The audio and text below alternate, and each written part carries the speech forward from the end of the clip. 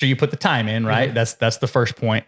And the second part of that is if you don't want to be good at that thing, don't spend the time. Don't put the time in. Right. If you don't want to be good at that thing, right?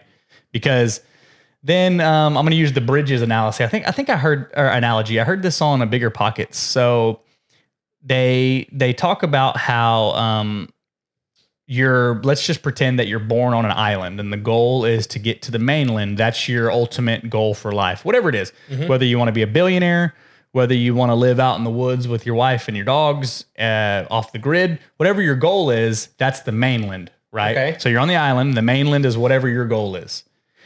And all you need is one bridge to get you over to the mainland, right? Okay. And so people will start building that bridge and then they get distracted and they see these people building their bridge a certain way and they go, oh, I'm gonna try to build that bridge.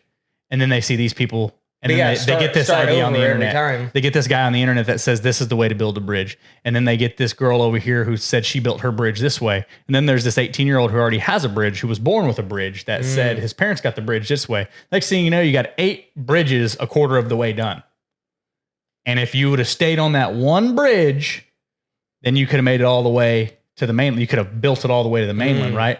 And then you come back and forth as you please and maybe start another one, right? Maybe start another one. And then that can be, you can look at that as multiple streams of income, whatever it is that you decide to do. That's really, in the entrepreneurship world or real estate investing world, that makes a lot it makes a lot of sense in everywhere, but I can really see, because you've heard of the shiny object syndrome. Yeah. So the point is, put the time in on that bridge. Yeah. Handyman bridge. Handyman put the time in. Obviously, he's made a living. He put the time in on his bridge. His bridge is being a handyman, and he might have some other stuff. I don't know. Phil's is fitness, right? Personal training, operating a business. Mine right now is my professional career in the oil and gas industry, along with my real estate portfolio. Those are the 2 bridges that I'm using to build each other. And, and everybody has their own cup of tea. If you don't want to be good at that, if you don't want to build your bridge that way, don't do it. Yeah, don't waste your time building the wrong kind of bridge. Right. Yeah, and then second point, second takeaway, don't be afraid to hire the professional. Know that there is somebody out there who has put that time in to build that bridge. Pay them to do it. They've already built their bridge, Pay them to do it. I'm with it. And you don't burn up a lot of time. You don't burn up as much resources, money, stuff like that. And everything goes a lot smoother. If you're Daryl, don't try to hang sheetrock. I don't fix sinks. I don't work on cars. Leaks and physiques, baby. All right. I love that. Leaks and physiques. All right, y'all. So the takeaways, once again, put the time in. Don't put the time in if you don't want to be good at it.